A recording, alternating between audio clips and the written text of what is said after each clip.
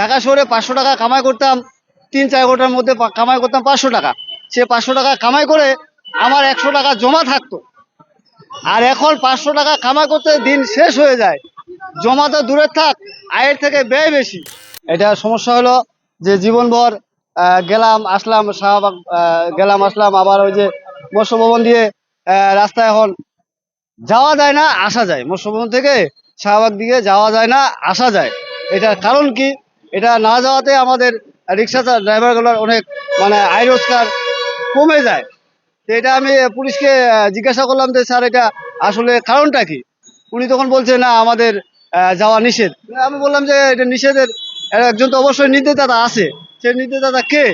উনি বলছে যে এটা স্বরাষ্ট্র উপদেষ্টা। তারপরে ঠিক আছে, স্বরাষ্ট্র উপদেষ্টা হলে ট্রাফিক পুলিশের নাম হলো আপনার ওই যে রৌশন।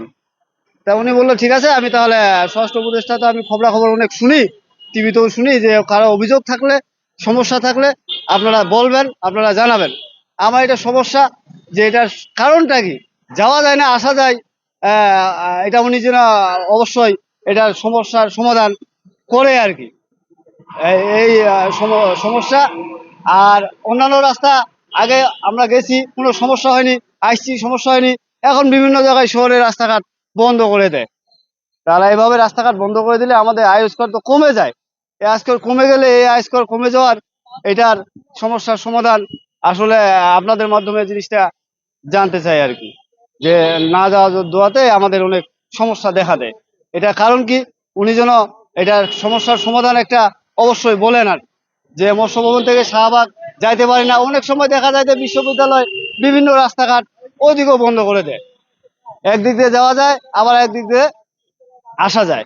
এটা মাঝে মধ্যে বন্ধ করে দেয়।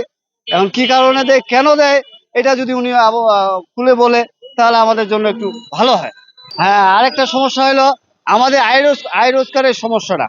যেটা হলো আগে আমি ঢাকা শহরে 500 টাকা কামাই করতাম, 3-4 ঘন্টার মধ্যে কামাই করতাম 500 টাকা। সে 500 টাকা কামাই করে আমার 100 টাকা জমা থাকতো। আর এখন 500 টাকা কামাই করতে দিন শেষ হয়ে যায়, জমা তো দূরে থাক, আয়ের থেকে ব্যয় বেশি। আগে আমি চাল কিনে খাইছি 40 টাকা কেজি, এখন চাল কিনে খাওয়া লাগে 70 থেকে 80 টাকা চাউলের কেজি। আয়ের থেকে ব্যয় বেশি। এটা আসলে সংস্কার হচ্ছে, হোক, আমিও চাই সংস্কার হওয়া দরকার। কিন্তু কিছু কিছু বিষয় দেখা যায় আমাদের নিম্ন নিম্ন শ্রেণীর মানুষের আয়ের থেকে ব্যয় বেশি। এটা কারণ কি?